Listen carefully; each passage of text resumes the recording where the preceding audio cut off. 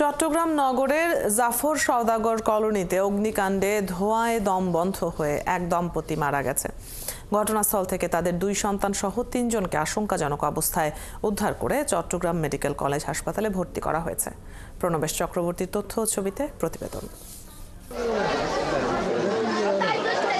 সোমবার ভোর 6:30টার দিকে বলুয়ার দিঘির পাড়ে জাফর সওদাগর কলোনির 5 কক্ষ বিশিষ্ট একটি টিনশেড ঘরে আগুন লাগে।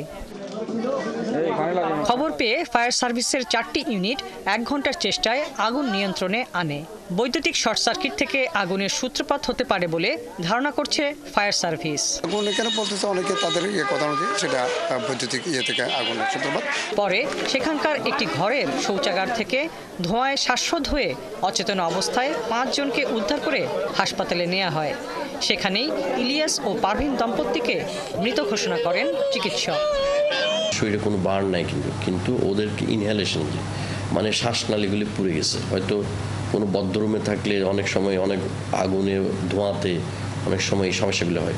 স্থানীয় বাসিন্দারা জানান আগুনে 5টি ঘর পুড়ে গেছে, তবে এসব বসতঘরের অন্য বাসিন্দাদের ক্ষতি হয়নি।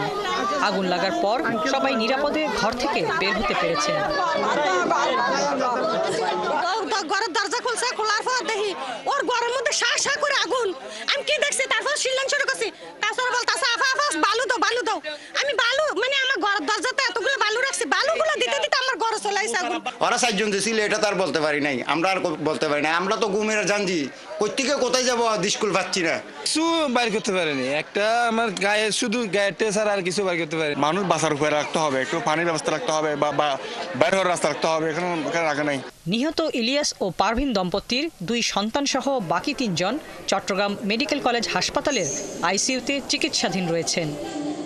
হাসিবা আলী বর্ণা, 71।